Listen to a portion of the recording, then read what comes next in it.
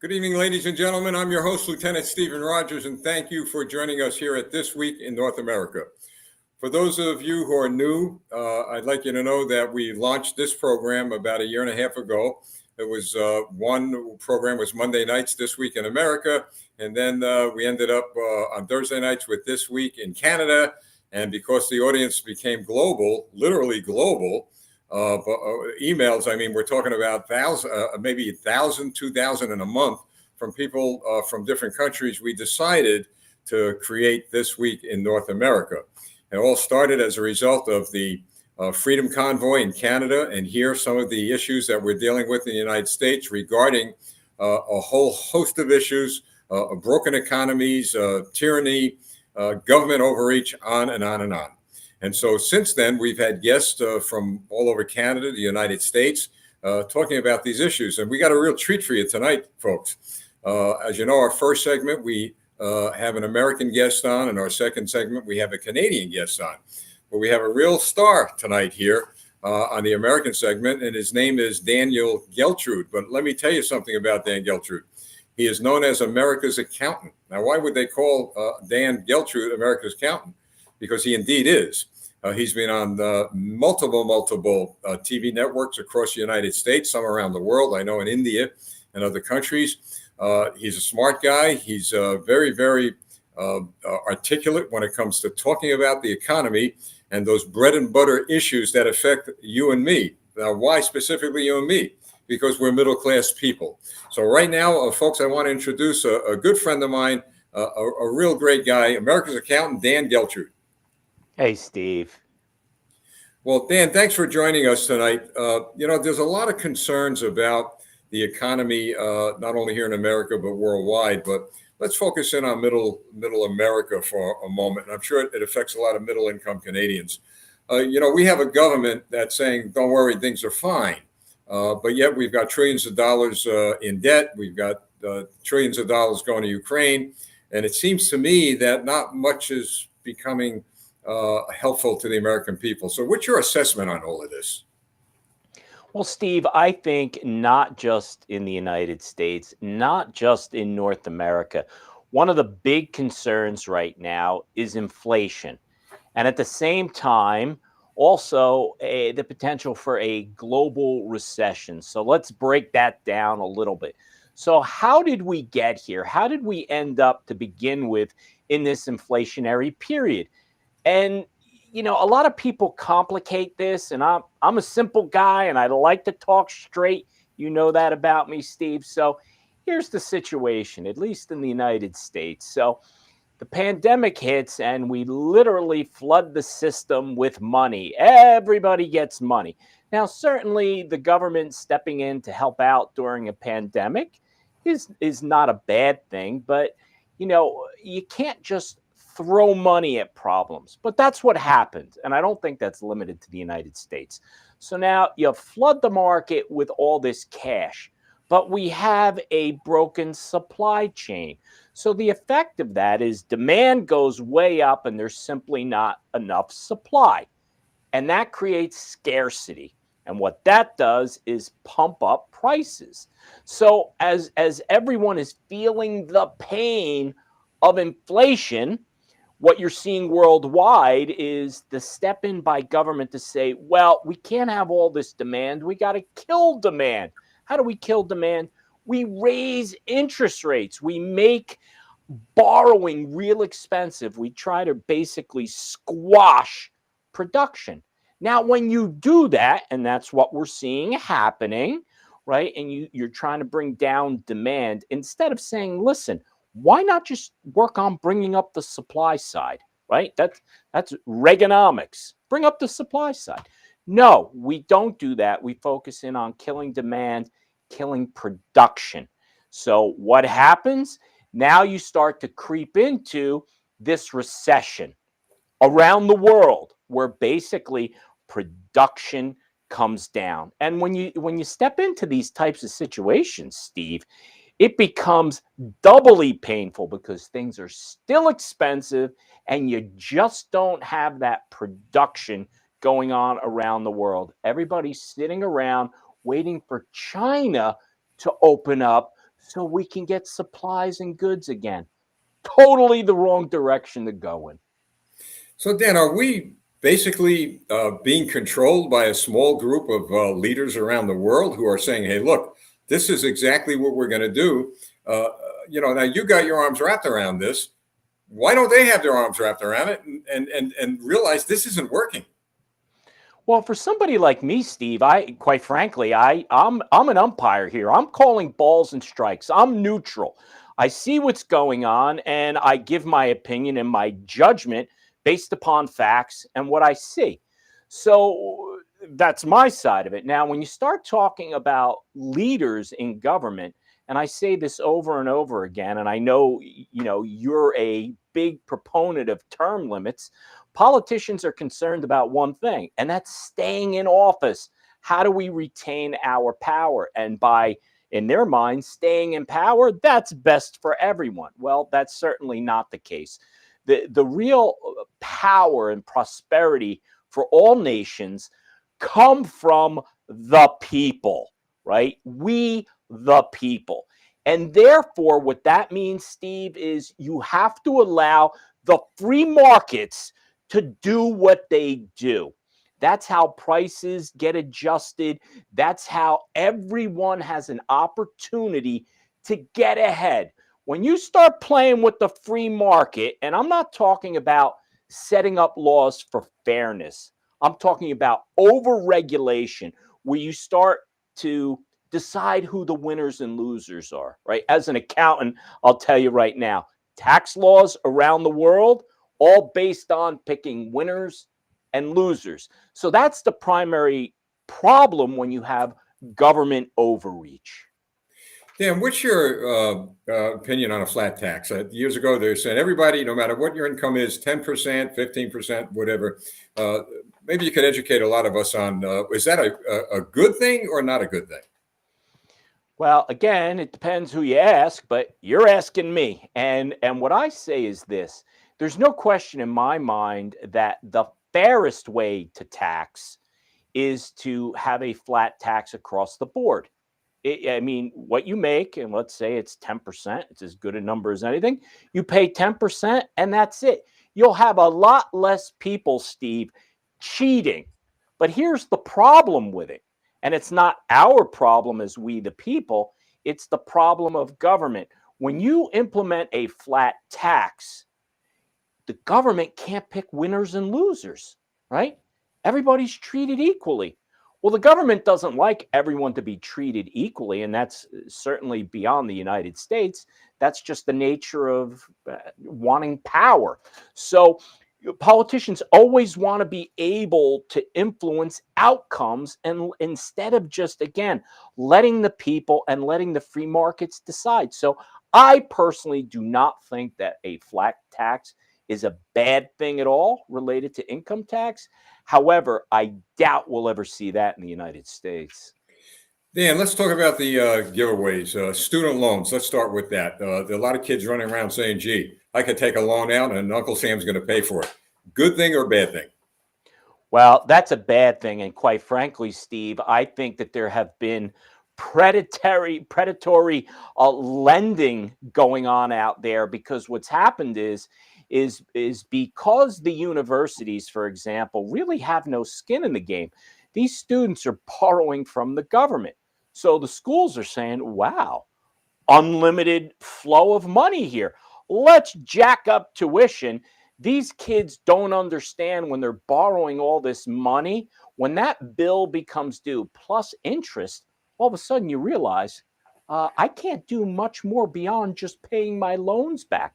So, personally, one of the first steps I think that needs to be done is that when kids are in high school, before they can apply for a student loan, they should be required to take some type of educational class where they begin to understand the impact of borrowing money and how interest really punishes you.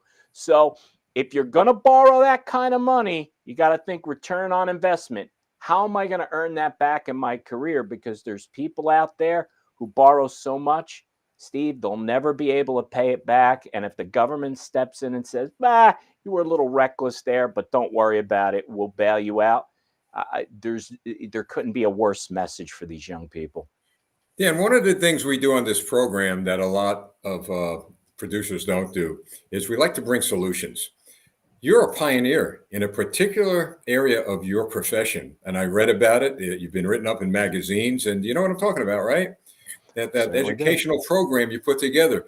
I think it would be exciting for people to hear about this. Folks, I wasn't planning to talk to Mr. Geltrude about this, but it just came to mind when he was speaking. So, Dan, can you explain, because it affects our young people, it affects young people. Could you explain what your new program is and how it's being received here in the States? Sure, Steve. So, we could think of this in terms of accounting education because that's what I do and that's what I'm involved with. But let me tell you about overregulation in the world of accounting and how badly it can hurt a lot of people. So, when most students go to college, they graduate with 120 credits, right? And that's your 4-year education, which, by the way, is still very expensive. But to become a CPA, a certified public accountant in the United States, you're required to have 150 credits. Those 30 extra credits, what does that mean? That means you have to go to school for an extra year. And with the cost of education, well, some students are just saying, I don't want to be an accountant. I don't want to put myself further into debt. And what happens, Steve, is you have these young people steering away from becoming accountants. And by the way, there's an enormous shortage of accountants in the country, which is a huge problem, which I'll explain in a moment. But here's the craziness of overregulation. So you want to say, well, if you want to be a CPA, you got to go to college for an extra year. Okay, logically, Steve, I'm going to test you here. If you're going to have to take 30 extra credits, what do you think those 30 credits should be in? Well, it should certainly be in finance, but I couldn't afford 30 extra credits. Well, but yes, but here's the thing. You just said it. Well, if you're going to require students to take 30 extra credits, they should be in finance, economics, accounting, taxes, whatever you want to say, right? The rule is 30 credits in anything. And anything means anything. You could take yoga, you could take anything, right? So who is that enriching? The universities. Who's paying the price? We, the people. So now what you have in the US, right, is you have this extreme shortage of accountants because you overregulated the students. Now, people may say, that's your problem, right? You're an accountant, that's your problem. No, actually, it's your problem. And I'll tell you why. You have a shortage of accountants. Accountants deal with deadlines. What happens if there's not enough accountants to prepare and file tax returns? Then what happens? Are you forced to file your own tax return? Let's talk about the stock market. Those investors are buying into companies based upon what? The financial statements. How are they performing financially? What's their profit? Who puts that together? Accountants and auditors. If there's not enough of them, now you can't rely on the quality of those numbers. You know what happens then, Steve? You actually have a meltdown of the financial system because now the credibility of the numbers come in question because you simply don't have enough qualified people to do the work. 300,000 accountants have left the field in the last 2 years, and the pipeline coming out of college can't cover that. So in the US, and I know even worldwide, this is becoming a huge problem financially, and it stems from, you got it, overregulation. Yeah, and I know you belong to some professional organizations, and I often wonder, at least in your case, has there been any talk about truly educating our children from elementary school, middle school, high school, responsibility about credit cards, for example, money responsibility? You know, when you and I were in school, I mean, we were back in the days where we still learned about American history, civics, etc. Now there's such an agenda that has gone far away from those very critical issues. And I ask you this question because, you see, I believe the U.S. national security, in fact, national security for any country begins in a classroom. And we got some little kids in classrooms today that are going to be the leaders of this country 20, 30 years from now, and they have no idea over the issues that you just spoke about, as well as who their leaders in the country are today. Well, you want to know something, Steve? And I am not trying to be funny here. I'm being very serious. If you want to start with educating people about finances, let's start with the people in government, because they have not learned that you can't spend more than you make. And it's not just our country. Around the world, you have countries spending, spending, and spending. And the only way they can do that is by borrowing more and more and more. And of course, this is financial irresponsibility at the magnitude that's hardly understandable. The U.S. 31.4 trillion in debt. How could that possibly be? How could it be? It's because politicians don't understand finance. So if we really want to start to make changes, and you asked me, is there anything out there like this? Nothing on a wide scale to say, you know what, we should really have some education about financial responsibility, both personal and beyond, for these young people, so they could actually understand the simple concept, Steve, of you can't spend more than you make, period. Maybe one day we'll see a Senator or Congressman Dan Geltrude. How's that? We'd love to see people like you run for office. Please, Steve, don't do that to me. Okay, I did that purposely. Dan, thank you for joining us. I really appreciate it. You gave us quite an education, and God bless you. Thank you. Thank you, Steve. There, folks, Dan Geltrude. You think about heroes in your countries. Well, we got one right there. We got Dan Geltrude, who has really been very active in his community. He's helped a lot of people. He's a guy that, irreplaceable as far as I'm concerned. Integrity impeccable. So he's put his country ahead of anything else. So again, I thank Dan. All right, we got an interesting conversation we're going to have with a good doctor. Canadian surgery professor, Dr. Francis Christian, is going to be joining us. Now, we're going to be speaking about his journey in the fight for freedom and liberty and justice. And we're going to be talking about his assessment. I had a discussion with him last night about this, about the Ukraine war and the fight against tyrants. And then at the end of our broadcast, we're going to have Alan Nicholson on, who's going to give us an update on the Hague inquiry. So right now, it is my pleasure and it is my honor to welcome you, Dr. Christian. Thank you very much. Thanks very much, Lieutenant Rogers. It's a great honor to be here. And I know a lot of Canadians follow you and watch you as well. I always say to my Canadian friends here that it's really fortunate for us in Canada that we have America as a neighbor. The long border means that we in Canada are always being challenged by American ideas and ideals of freedom. And, just compare that with Australia, which has the ocean, and then China as the nearest country. So thank you for what you do, and thank our American friends for what they do. Ron DeSantis, Florida is probably one of the freest places on earth today. Well, Doctor, and thank you for joining us tonight. You've had quite a journey in your fight for freedom and liberty and justice. So would you be so kind to share that with our audience? As you said, a lot of Canadians are watching. There are a lot of Americans. Our audience in the United States has grown dramatically, and some people from around the world. I think they need to know your journey. So I appreciate it if you could just share a little bit of that with us. Sure. I am a surgeon, and I was the professor of surgery at our university hospital here. The type of surgery I did is cancer surgery, general surgery, trauma surgery, that sort of thing. In addition, I started the Department of Surgical Humanities in the Department of Surgery, and I was the Director of Surgical Humanities.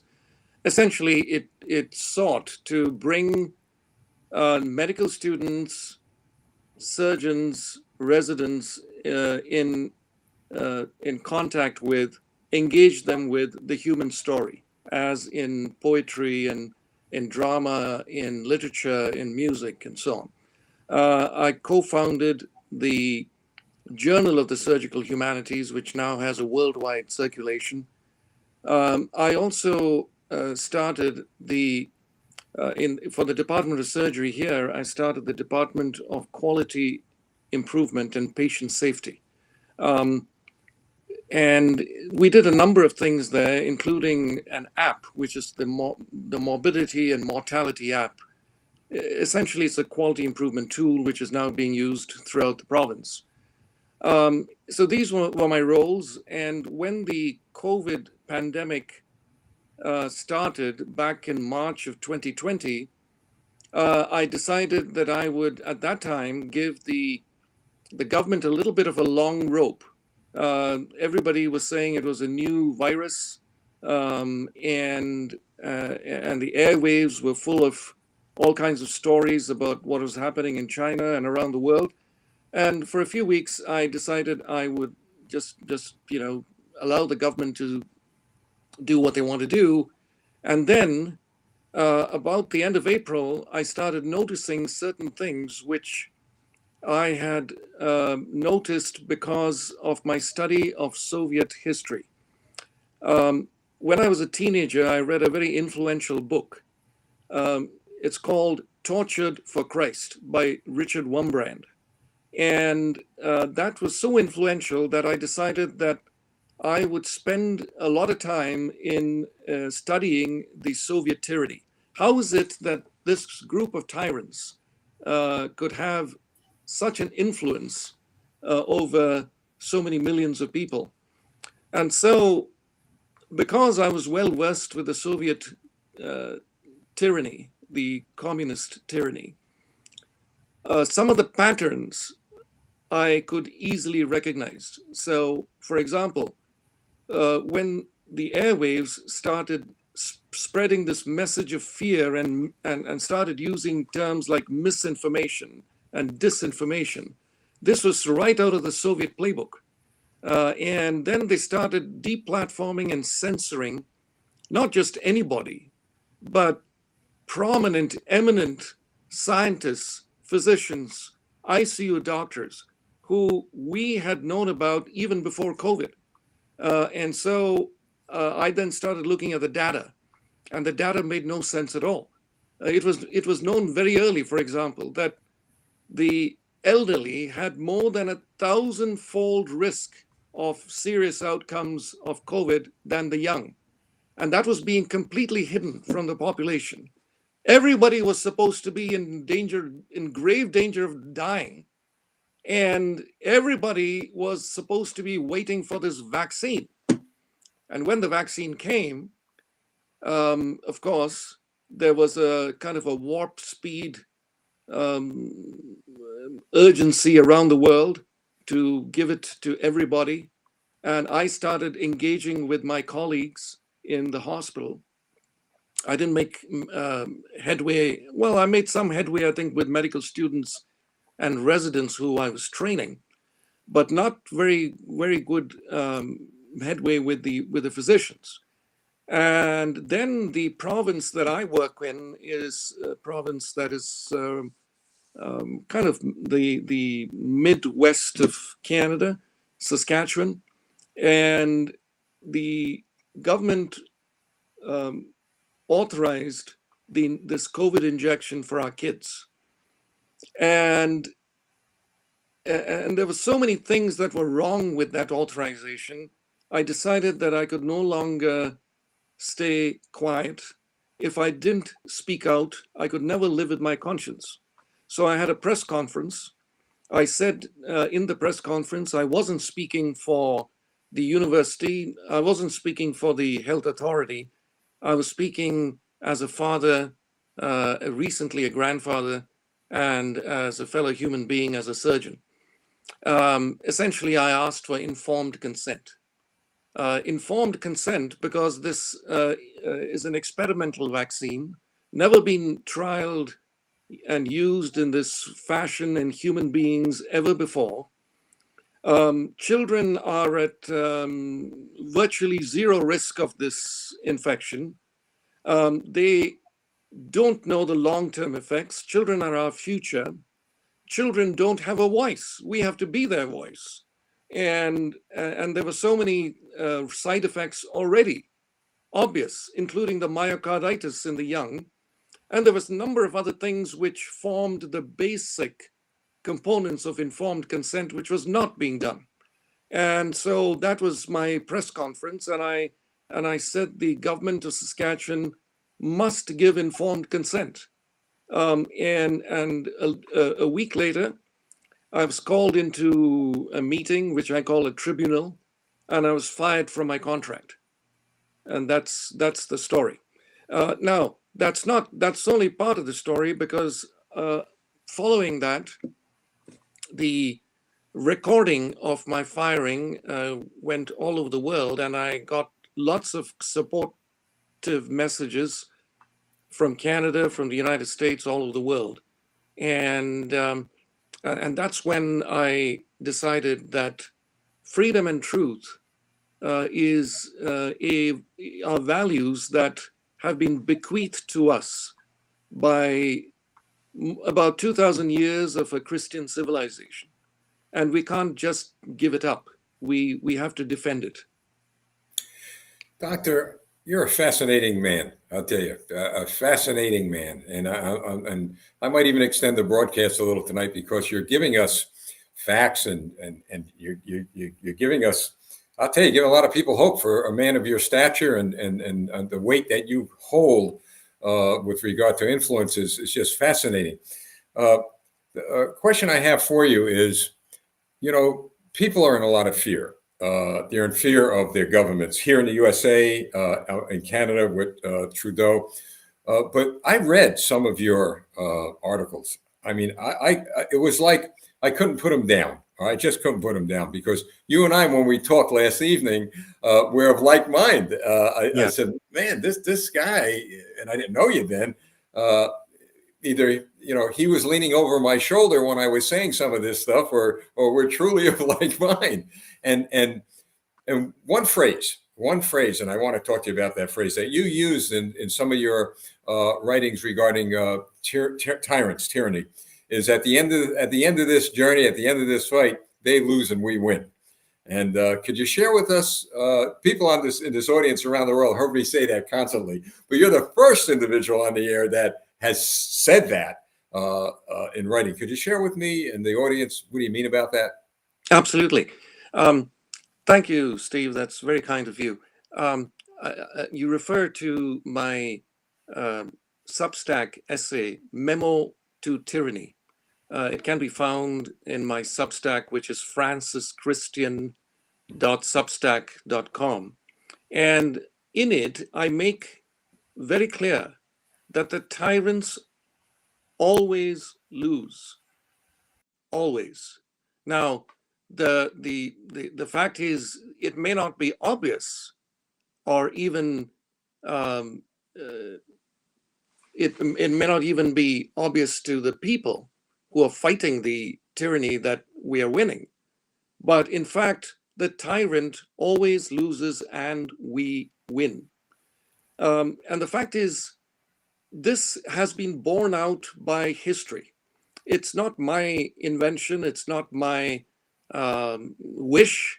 It's a historical fact. It's the sum total of reality. Freedom is allied with truth, and that productive coupling of freedom and truth makes us invincible, makes freedom invincible. And looking at the Soviet tyranny, which you and I have lived through some of the years of the Cold War, and even at the time when the Soviet Communist Empire was dominant, or people thought it was dominant, it was actually a very shaky empire. It was treading on shifting sands and extremely unsteady ground. And there were intrigues and assassinations and people turning on each other. And finally, when the Soviet Empire collapsed and fell in the 1990s, guess what? Freedom and truth emerged intact, victorious. Doctor, can you repeat your Substack site again? I want to see if we can get it up here. Absolutely.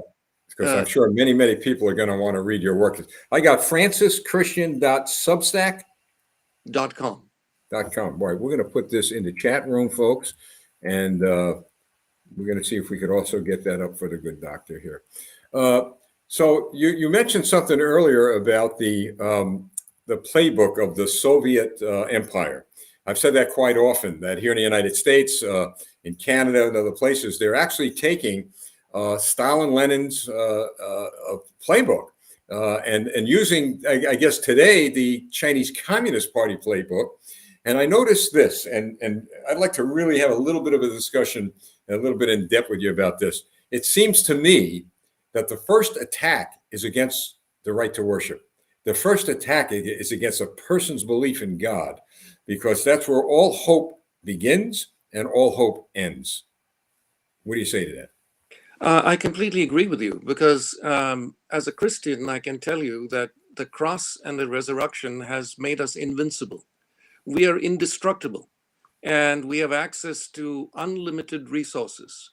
This terrifies our opponents, and they know that once you have your allegiance to somebody higher than the government, higher than worldly authority, then you know that that is the person who is most dangerous to you. So they go after the people who are Christians, who are who love freedom, who may not be Christians but love freedom nevertheless.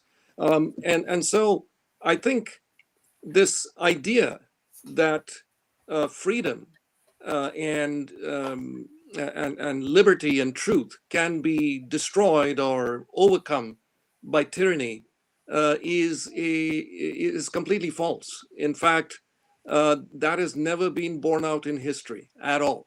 The lessons of history are again and again and again that the tyrant may have his little day, but there's a long night of oblivion that follows their inevitable defeat.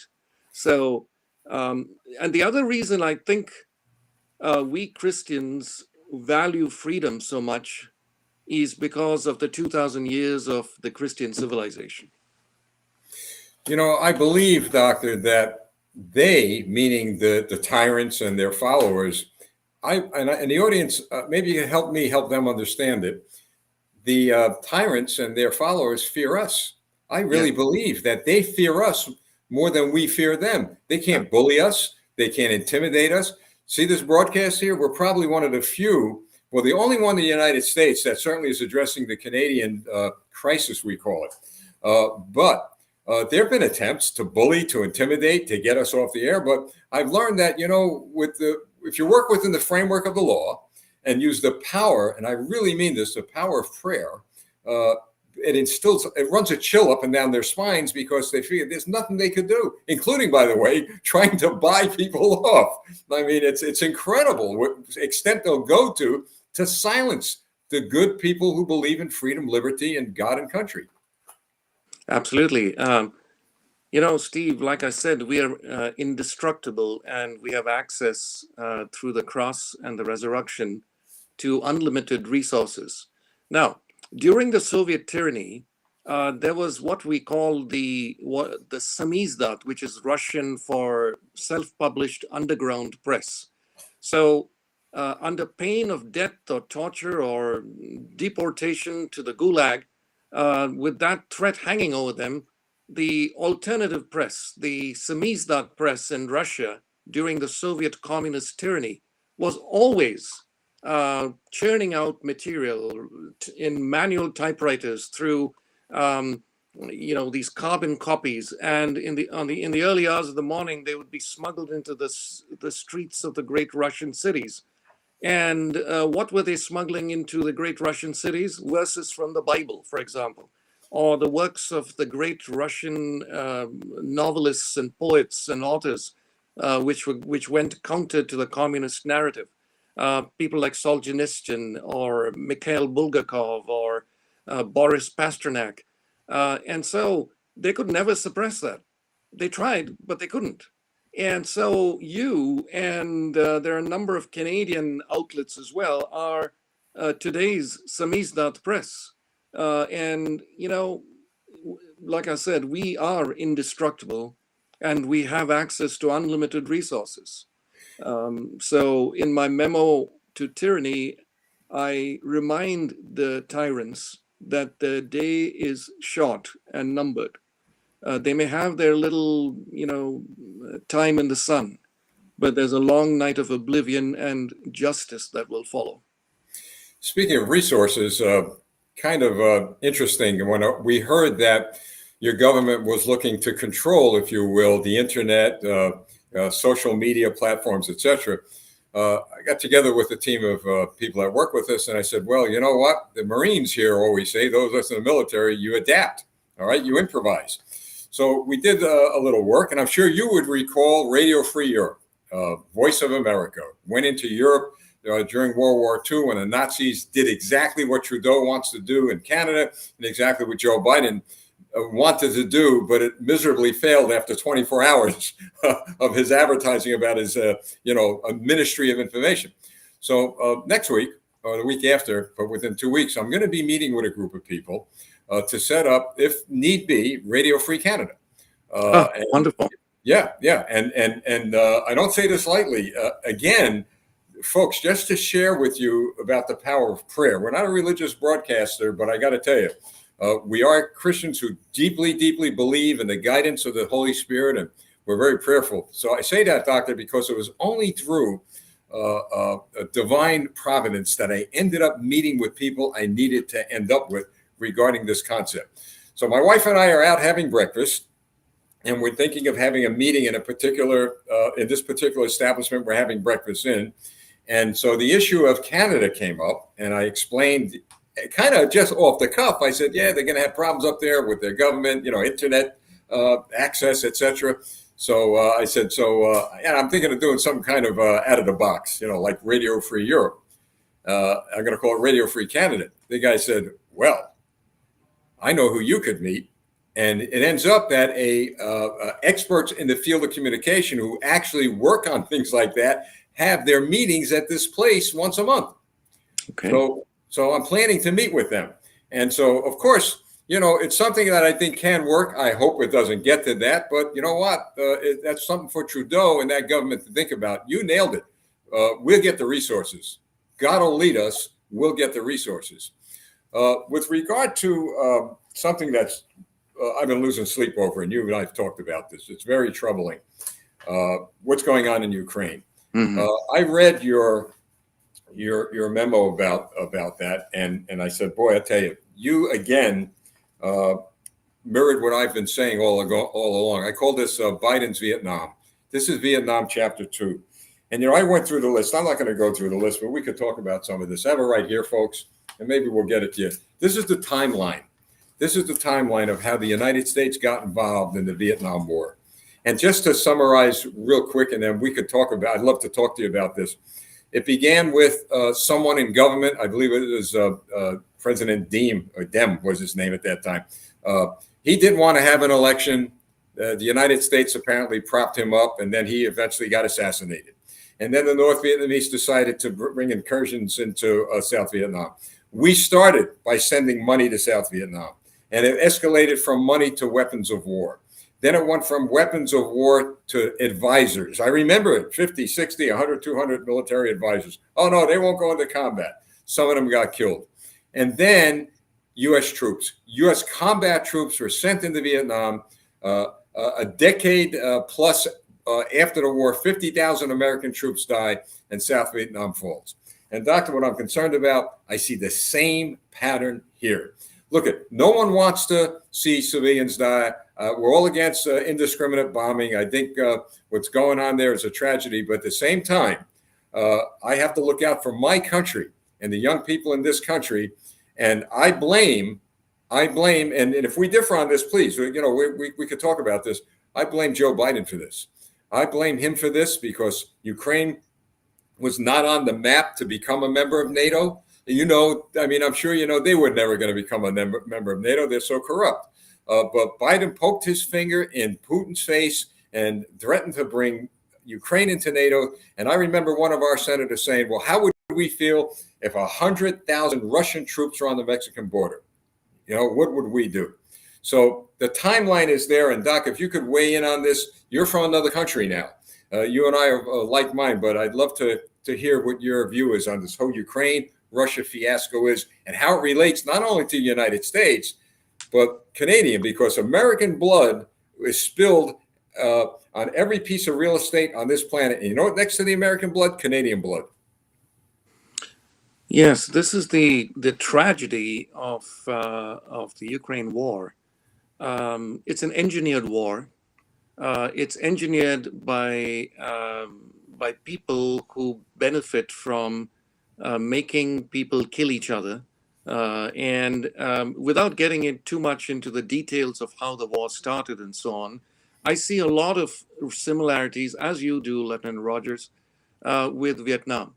The Vietnam thing, like you said, started with a lie, the Gulf of Tonkin incident, which was supposed to be the excuse for massive American involvement in Vietnam. And it turned out the Gulf of Tonkin incident actually never happened. And so the fact is, Russian aggression never happened. It's a completely made up media story of Russian aggression, as if there was absolutely nothing happening on the other side, like the 2014 so-called Maidan coup, when a properly elected Ukrainian government was deposed by a sort of a Obama administration funded and financed coup, which put another government in power. And then the guy who is supposed to be democratic, Mr. Zelensky, is anything but democratic. He shut down all the opposition parties. He is going after and is persecuting the church, the Orthodox Church. He has jailed his opponents. There are reports of the torture of Russian prisoners of war, and there are probably some atrocities happening on both sides. But this engineered war, where people are killing each other, is benefiting a group of people who are, I think Biden is a puppet of these neocons, the neoconservatives, who are basically running the show. And I was looking at the profits the armament companies are making. It has skyrocketed, literally on the blood of the people who are dying in Ukraine on both sides. So without taking sides, you and I know that peace is the only answer. Now, it's very interesting. My father was in the Navy too. And people who have actually worn the uniform are the ones who are the first to realize the situation on the ground and then realize that peace is the only way forward.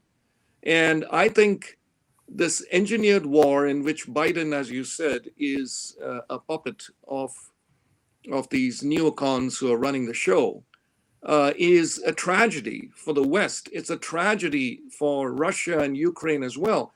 And the difference with Vietnam, the scary difference with Vietnam, is that Russia is the power that has the most number of nuclear warheads in the world, and probably the most advanced means of delivering them. So who is Biden kidding?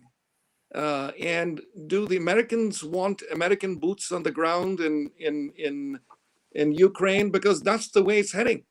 Yeah, it's headed that way, Doctor. And we're trying hard to get our new Congress to understand this. And I believe they are beginning. There's talk of starting to withdraw some of the money going to Ukraine. But I remember, look, I was in high school when Vietnam was on. Then I graduated and I got my draft notice. So I was on my way. But I joined the Air Force at that time, and the war had winded down. But I remember, and I've said this to this audience quite often, and in some of my speeches, you turn on your TV in the morning, at noon, or at night, and no matter what show you were watching, there was a little box in the corner, body count, Vietnam, U.S. troops killed. And to see that escalate daily to the thousands and then tens of thousands, it divided this country. The riots here, the burning of buildings, the destruction of college campuses Kent State University, kids were shot and killed by National Guard troops. I mean, the chaos in this country. And my point is, Doctor, is that the protests were too late.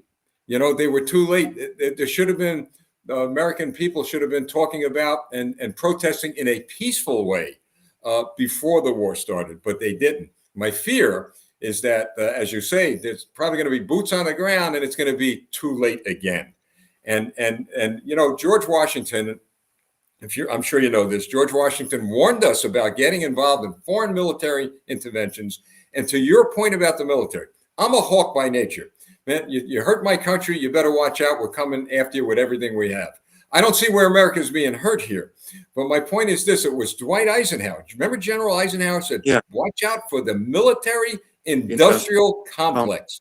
Yes. And would you share with our audience what that's all about? You know, what that means, what Eisenhower was trying to tell us. Well, Eisenhower was warning, I think, primarily Americans, but subsequently it became obvious to the world that there are companies that manufacture armaments, that sell armaments to other countries and to their own governments. And these companies are actually benefiting massively from all these engineered wars. Their profits are skyrocketing. Ukraine is very good news for them. The fact that they're completely immoral and amoral, because the fact that thousands and thousands of people are dying now, or thousands of people in Vietnam, including almost 50,000, I think it was 55,000 American troops who were killed in Vietnam. That's of absolutely no consequence to these arms companies at all. They are just focused on profits. Now, the tragedy is that the lobbying arms of these companies are also very powerful. They're able to lobby congressmen, senators in a way that it's bizarre and it's shameful, and I don't know how the people tolerate it. But you have these chicken hawks who have never worn the uniform, whose family will never ever see conflict, and they keep talking of bombing Russia, and bombing Putin, and then the message that came out of Vietnam from the politicians is, we are winning, until Walter Cronkite said, no, we are not winning. It's mired in stalemate, and the only way I see out is peace and peace talks. Then the nation, became extremely aware that we are not winning. So the same thing is happening now. The politicians are saying that, Ukraine is winning. Anybody who has any kind of military experience or has read military books or history knows that not only is Ukraine not winning, it's being hammered by the Russians. And thousands and thousands and tens of, probably hundreds of thousands of Ukrainians, innocent people, have lost their lives, as well as Russians. And who is it benefiting? It's benefiting the neocons in Washington and the arms companies. And so, and it's definitely not in America's interest to supply these arms to Ukraine, because Zelensky and his government are an extremely corrupt government. Doctor, I also believe that maybe there's another lie going around from our government. Biden saying, well, NATO's together, we're alive and well, and, we're united. And yet I see Germany very reluctant to get involved. We saw that this week with the tanks. I see Poland now has decided to create its own coalition. Macron in France has been very quiet. My point is that I believe what we're witnessing when you connect all these dots is the end of NATO. These they don't want to get involved in a war. I mean, they may say we're with America. Yeah, we're with America, and that's where my fear comes in. We'll be with America up until we got to send our young men and women into combat. They ain't going to happen. So America, you send them in. So based on connecting those dots, I believe another loser is really the NATO. I think that's going to cease to exist the way this is being driven by the Biden administration. And arguably, NATO ceased to have a role after the end of the Cold War. and the constant expansion of NATO is one of the things that irked and irritated the Russians.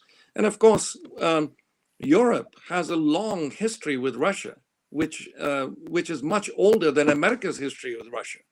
And the fact is, Russia and Europe are joined at the hip in many fields. I mean, including the arts, the great music of Tchaikovsky and the art of the Russian masters and the great novelists Tolstoy and Solzhenitsyn and so on. These are ties with Europe, the English-speaking world, the Slavic nations, which stretch back centuries. And the simplistic thing that the politicians would have us believe, the neocons would have us believe, is Putin and Russia are the devil, and Zelensky is an angel. And this is, suicidal for America and suicidal for the human race, I think. Well, I'll tell you one thing. The Democrats here made a huge mistake when they put the Ukrainian flag up in our Congress. When they were the outrage was incredible, and I've got to tell you, for him to come here and then to the UN and almost demand money from American taxpayers. Now, 15 of his generals were arrested yesterday. I understand. I read it this morning. I mean, the whole country's corrupt, and he is. And our job here is to get to our congressional representatives and say, look, this is what's got to be done. You guys don't do it, we're going to toss you out. Which leads me to this. You talked about peace, and you're absolutely right. The only solution to this war is a peaceful resolution. But you also said something that really rang out in my ears. Nobody's talking peace. We're going to nuke. We're going to bomb Moscow. We're going to send Ukraine missiles to hit St. Petersburg. Zelensky saying, but we're going to come after the Crimea. It's all about who's got the biggest gun and the biggest mouth. What we need to do is to find, and I'm going to ask you this because I just don't have the answer. We have to find people with level heads that are going to say, hey, look, like Ronald Reagan and Tip O'Neill. Remember those days? They'd argue. Reagan and Gorbachev. So we need, and Henry Kissinger, although I wasn't a great fan of his, he did to some degree was effective. But we need some people in government that are going to lower the temperatures and talk peace, not war. Yes, and you and I know what it is to live under the threat of nuclear war, because we lived in the last decades of the dying Soviet Empire, and your viewers don't have to go very far to research. For those who don't know or realize that Russia actually has a very capable nuclear submarine fleet. It also has very capable nuclear missiles that can travel across several oceans, and so does America. So I have to tell you, Lieutenant Rogers, I've never felt closer to nuclear doomsday than I do now, because there are some complete idiots who are controlling Biden in Washington. And, they're treating Russia as if Russia is like Mexico, not a great power army with, intercontinental ballistic missiles, a nuclear submarine fleet.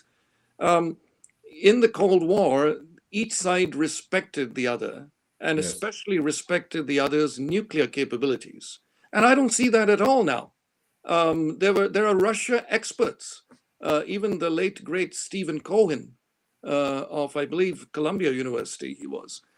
He essentially said that he has never felt so scared about America and about the world vis-a-vis Russia and a nuclear war than in these last few years. You're right. There was respect. I remember some of the naval officers would tell me they're in the Mediterranean and your Russian warship would, float by and you'd wave them or salute them. Same thing with pilots. They'd give each other, we're on opposing sides, but at the same time, there's a respect because we all knew that it takes one person to push one button and everything goes. I want to zero in on this, and then we'll begin to wrap it up. But I'm going to have you back. I'd love to have you back because there's so much to talk about. But the wild card, China. I happen to believe that we in America, we need Russia. We need Russia to ruin the stability of the powerful Chinese Communist Party. And my worry is this. We're going to end up in a war in Ukraine. The United States, we're in a war now, but I'm talking about boots on the ground. Iran is going to decide to hit, if not Israel, they're going to cause a lot of trouble in the Mideast. But the big prize, President Xi wants Taiwan. What do? We don't have the military might to fight all these wars. We need Russia on our side. I think President Trump, in the early years of his presidency, tried to do that. And that would have been the smart thing to do, to ally with the Russians, because in many ways that is in America's interest. But I would say the globalists who are controlling Biden don't see it that way. They don't have America first at heart. They don't want America to stay out of wars that don't benefit it. They don't want any kind of peace talks or even to speak in terms of peace. If you talk about peace, people say that you're a Putin shill or you're allied with Putin. And then there was this spectacle of the Russia investigation, which I think even many Americans have forgotten, but which was really a shameful episode of American history, where it became so ridiculous, but it was all designed to shut down Trump's approach to foreign policy based on a good relationship with Russia. But those days are now gone, and Biden and his handlers have gotten America mired already, I think, in Ukraine in a way that I think in another 2 or 3 months, it may be point of no return. Well, we'll keep all this in prayer, right? We have a good God that's hearing us. And Doctor, can you come back on sometime? It would be a pleasure and an honor, Lieutenant. Well, it's an honor to have you on and an honor to call you my friend. So I thank you so much. Thank you. And we're going to direct people to your Substack writings. I think they're fascinating. By the way, folks, the doctor has given me permission to publish his writings on our intelligence report that we send out quarterly. So, Doc, thanks a lot. I'll call you during the week when we're off the air. And again, my sincere thanks. Thank you. Thank you, Steve. God bless you. God bless you. Well, you folks, you know what? People ask, we're the heroes. You just heard one. You just heard another hero. We have another hero coming on, and that's Alan Nicholson. Alan's been working, and his wife Carol's been working very, very hard to bring some sort of justice to the Canadian people. And not only has he been working hard to bring justice to the Canadian people, but people have been involved worldwide in the fight against their governments for freedom and liberty. So let's get Alan on board right now. Alan, thank you. Thanks so much. Alan, I can't believe you did that. Look, folks, look what he's got behind him. He's the guy that got me the backdrop here. And look what he's got. That's great, Alan. That's great. Well, I got my shirt on. The one, there you go. Oh, good. Good for you. Good for you.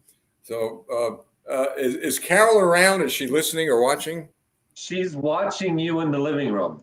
Oh, Carol, I didn't know that Alan was giving us a fashion show tonight. So next time I'll do that. Well, listen, I know you heard. I know you heard the doctor, the good doctor, on fascinating man, huh? Fascinating. Yes. And I think about him and you and others that we've had on the air who are doing great work. But Alan, I get emails, and I've forwarded some of them to you from people every day. How's it going with the Hague inquiry? It's going excellent. We're going to have a meeting just for the new people who are here, because I'm not sure if it's always the same old like us. Well, no, I Alan, just so you know, we do have we do look at some analytics as to where people are watching. We actually have it down to cities, and to my surprise, all right. I mean, the American audience and Canadian audience are huge, all right, really big. But to my surprise, we have people. For example, last week, Sweden, Finland, Ukraine, by the way, there were not a large audience, but audience from Ukraine, Germany, which tells me that people are sharing. So I like what you just said. Could you start from the beginning? What is the Hague Inquiry? Why is it there? How did it start? And its purpose? Well, its purpose is to bring justice for the Canadian people.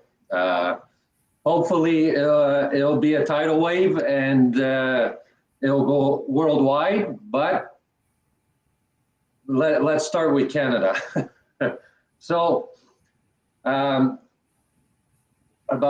2 years ago, there were about 40 people that came together. They're all from the province of Quebec. They're ex-military, biologists, ex-police, producers, TV producers, who are all no longer working for reasons because they didn't go get the jab or whatnot. So they came together. They've collected over 40,000 documents and proof and evidence within the system.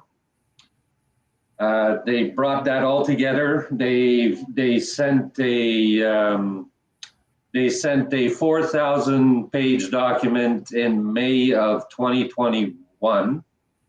Yes, last year. 2022. Sorry, last year. They sent in the first 4,000-page document for the inquiry. They got a case file number. In July, they received not an answer, but the Hague sent them another letter asking for 100 witnesses, living witnesses, that correspond to the first 4,000 pages. So we have collected those 100 living witnesses. But we don't want to stop there. Excuse me, Alan, what is a living witness? A living witness is anyone who has lost their job because they didn't take the vaccine. Anyone who has lost a loved one in an elderly home, because we all know that, unfortunately, all across Canada, 17,000 elderly, well, they passed away. I don't want to say any wrong. They passed away in the elderly, in the old folks' homes. And I'll say it. And in my opinion, all right, these people passed away in America and in Canada as a result of the failure of leaders for doing the right thing to protect them. Yes. But I'm glad you didn't say it. Smart. Well, if I was on your side, I would be saying it. But that's I'm why not. I can't come to your side. I'd say something like that, and I can never get back across the border to my country. Exactly. So, in July, we collected the first 100 living witnesses. And like I said, it's anybody who has lost their job because they didn't take the jab. Anyone who is living anxiety because of everything that's going on in the negative way over the past 2 years, you could be a living witness. And anything that is negative in your life, your side effects to the vaccine, you name it, it's basically anything that is negative. Over the past 2 years, you can be a living witness. If you're called to The Hague to be a witness on the stand, The Hague pays all expenses. So you don't have to disperse any money should you be called upon. The more living witnesses we have, the stronger the cases are. It just shows that, it's not just 100 people that are living living in, well, I'm I lost. No, that's fine. We get it. Alan, I just put, is it all right if I put this Quebec at CanadianRightsWatch.com? That's where they can get in touch with you? Yes, that's where they could send me an email, and I usually respond within the same day, the first 24 hours. Now, the reason why we went with Canadian Rights Watch is because they offered us their website where we could get a digital format signature done. So when somebody goes to the Canadian Rights Watch website and they go to the Hague Inquiry, what happens is they'll sign the digital format, and then I will get your email, your document that you've signed right away. So then I print it out on paper, and then I add it into, give me just 1 second.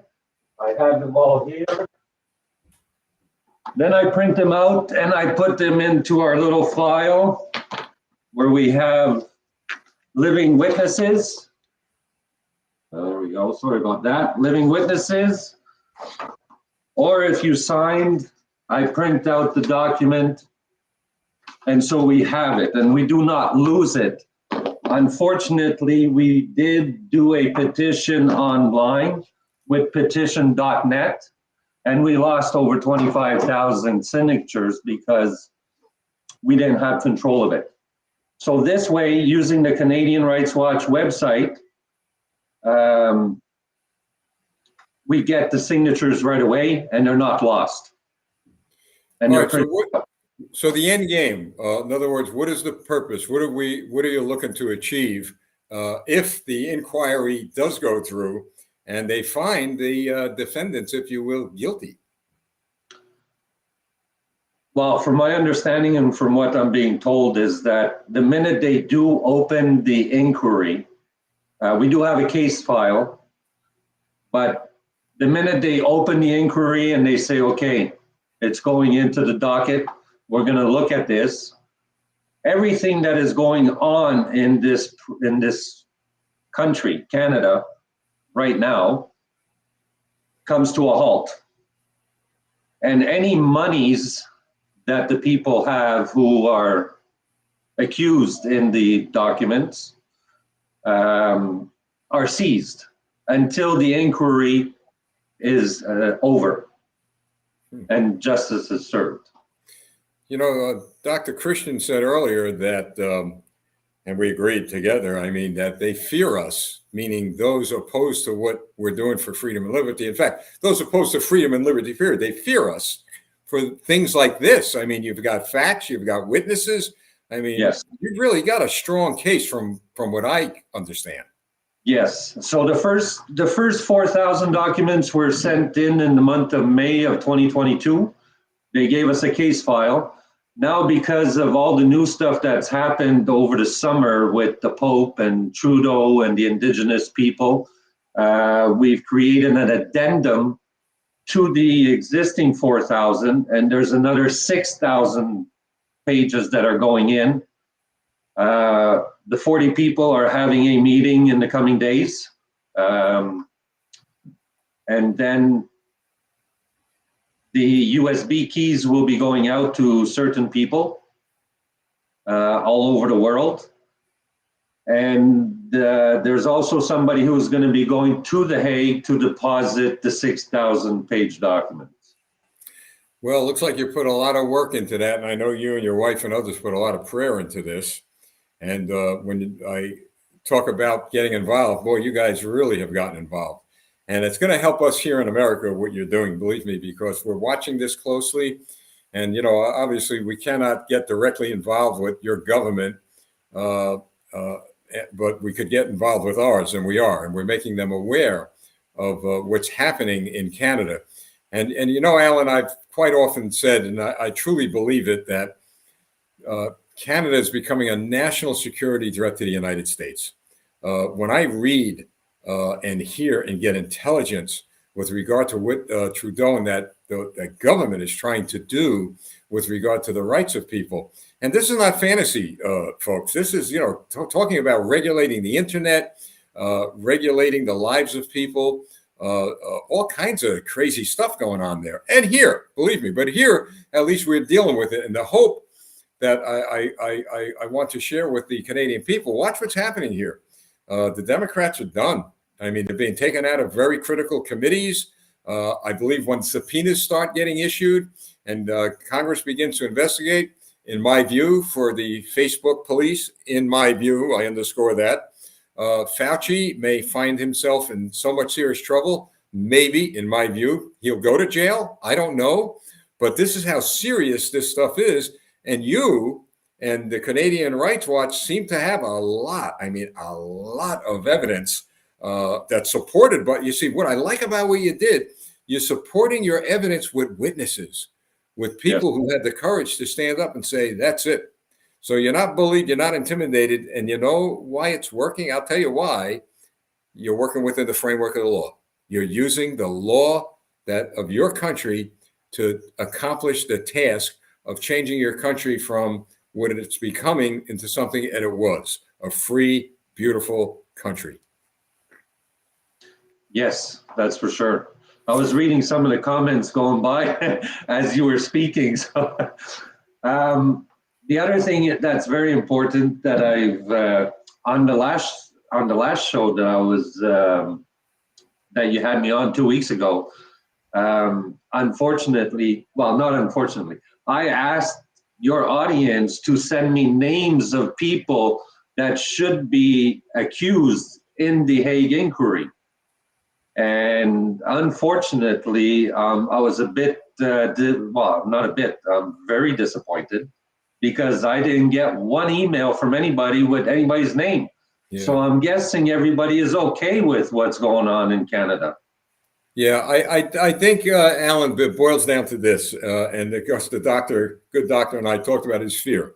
I think people are very fearful. And I'm going to have him back on because he brought up a few points, and then we'll start to wind down.